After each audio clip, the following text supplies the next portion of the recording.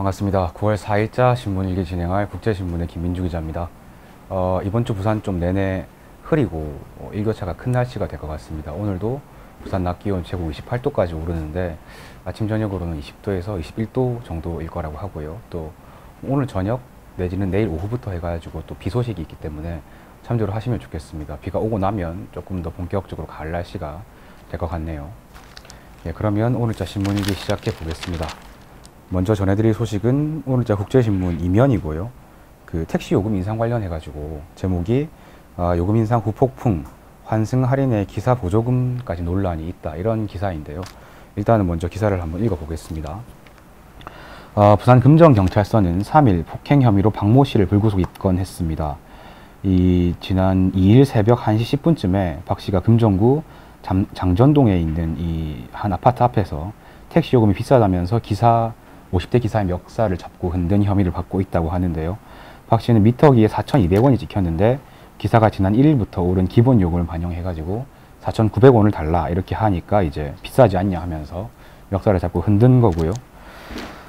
이 기사와 승객의 중복 다툼까지 일어난 상황인데 시민사회와 SNS에서는 이 부산시가 택시 환승 할인과 이 법인 택시기사 1,000명에게 월 5만 원을 지급하는 희망 키움 사업까지 하는 거랑 관련해가지고 좀 비난의 목소리가 있다고 하거든요.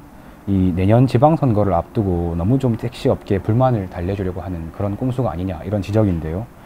택시요금 인상에 이어서 택시업계를 세금으로 직접 돕는 정책이 연달아 발표가 되니까 부산시의회 전진영 의원은 이 택시 환승 할인과 희망 키움 사업에 각각 100억과 20억, 그래서 연간 120억 원 정도가 들어간다, 이렇게 주장을 하면서 조례에는 지원 근거가 없는데도 이 부산시가 위법적으로 이런 사업을 추진하고 있다, 이렇게 비판을 했습니다.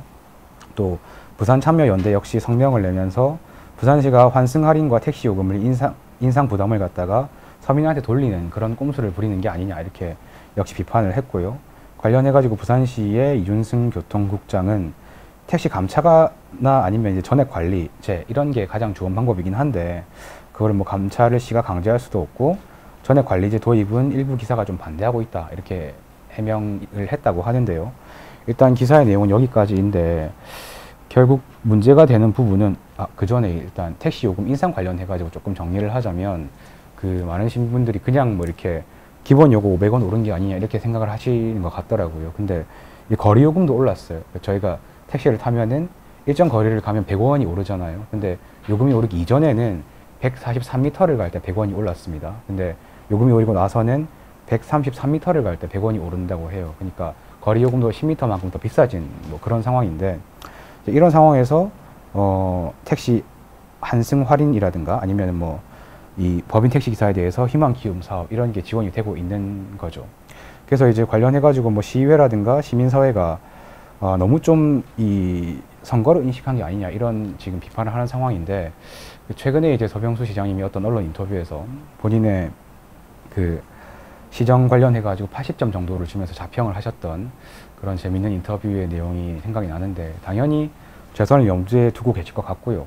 그런 상황에서 좀 이런 식으로 너무 세금을 통해서 택시를 지원하는 정책들이 한꺼번에 터져 나오니까 이런 비판의 목소리는 좀 일어날 수밖에 없는 부분이 아닌가. 특히나 요금 인상 관련해 가지고 어쨌든 시가 지금 시민을 그 어떤 인상 요인과 관련해 가지고는 시민을 제대로 설득하지도 못하고 알리지도 못했다, 이런 인상은 좀 지우기가 어려운 것 같습니다.